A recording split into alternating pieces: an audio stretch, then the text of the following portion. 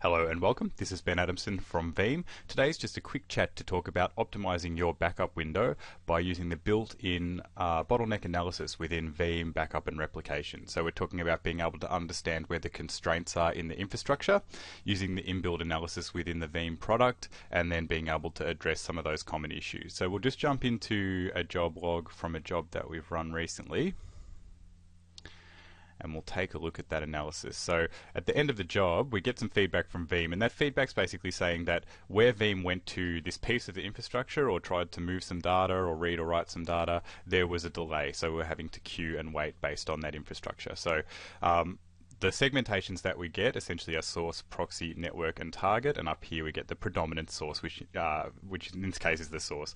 So what we can do then is start to understand how we can address some of those issues. So if we're talking about storage, which is related to our proxies and repositories, by looking in our infrastructure portion here and having a look at proxies and repositories, we do have the potential to push out proxies to a location which is closer to the source storage, which is very straightforward, and also obviously on the repository side to try and get a better attachment. So when we talk about different types of attachment, when we're adding that proxy in, where we get to put that will depend on how we can attach to the storage. So if we're talking about a machine that has direct SAN attachment, we can utilize that to get very fast access to that data. Virtual appliance is where we're using the hot add reads and writes, and then the network is sort of the slower way or the basic way that we use to move that data across the network.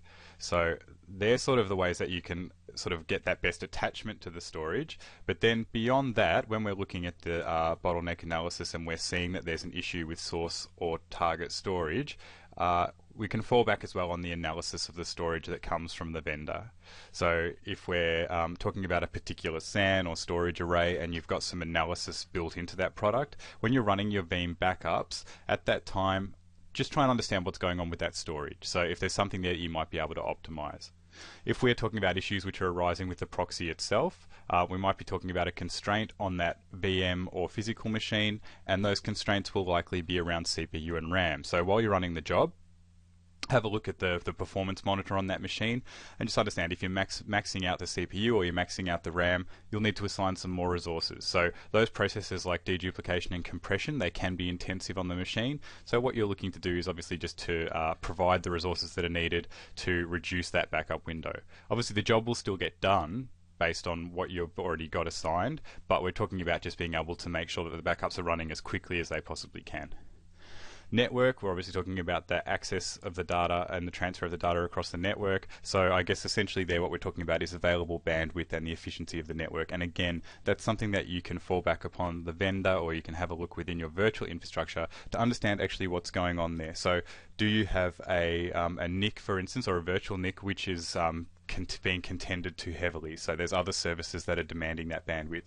Do you need to potentially have an assigned NIC which you provide full bandwidth just for Veeam's purposes of moving that data? So there's things that you can do to essentially address each of these items and bring that right down. So Veeam provides you with that feedback, but the very important thing is that when you are reviewing your job, seeing how they went, understanding the time that it took to complete the job, that you're coming back, just having a look at that bottleneck analysis and always looking at the predominant source and just trying to understand if there's anything that you can do within your environment to optimize that aspect and to make those backups a little bit quicker.